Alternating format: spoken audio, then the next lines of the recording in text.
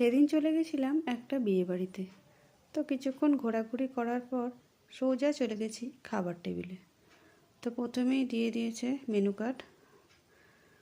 তারপর দেখুন এখানে সবাই আমরা বসে পড়েছি, 2 মেয়ে, আমার শ্বশুর শাশুড়ি, আমি। তো প্লেট এখানে দিয়ে দিয়েছে। তো তারপরেই সাথে সাথে দিয়ে দিল স্যালাড। পরেই দিয়ে দিল একটা ফিশ কাটলেট। এই কাটলেটটা চিংড়ি মাছের ছিল। আহা, কি দারুণ খেতেই লাগছিল।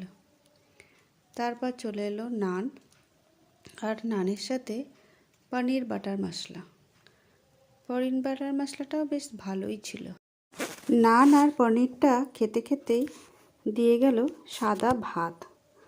সাদা ভাতের সাথে দিয়ে গেছে ভেটকি পাতুরি।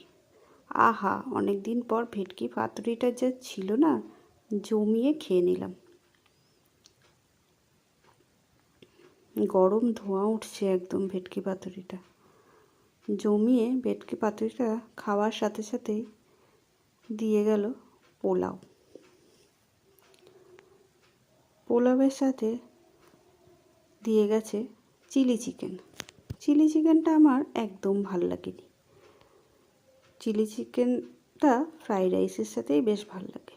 পোলাও আর চিলি চিকেনটা, পোলাওটা মোটামুটি ছিল, কিন্তু চিলি চিকেনটা একদমই ভাল লাগেনি। তারপর দিয়ে গেল মাটন। মাটনটা ভালো করে খেলাম জমিয়ে। 2 পিস গরম গরম মাটনটা দিয়েছিল, আমি তো টেনে ছাড়াতেই পারছিলাম না মাটনটা, এত গরম লাগছিল, কিন্তু খেতে দারুণ ছিল। তারপর দিয়ে দিল চাটনি, আর চাটনির সাথে সাথেই দিয়ে দিল পাঁপড়। পাঁপড় দিয়ে চাটনি খেতে বেশ ভালোই লাগে। তারপর দিয়ে দিল ক্ষীর চমচম। ক্ষীর চমচমটাও বেশ সুন্দর ছিল, পুরো ক্ষীরের একদম, বেশ ভাল লাগলো এটা। তারপর দিয়ে দিল হট গোলাপ জামুন।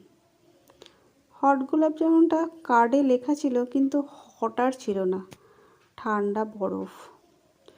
কী করব, নিয়েছি, খেতে তো হবেই। আরও 2 রকমের মিষ্টি ছিল, কিন্তু আর পেটে জায়গা ছিল না, তাই এটা খেয়েই উঠে পড়লাম। তারপর খাওয়া শেষ করেই একটু ছবি তুলে নিচ্ছিলাম আমরা। তারপর একটু ঘোরাঘুরি করেই বাড়ি চলে গেলাম।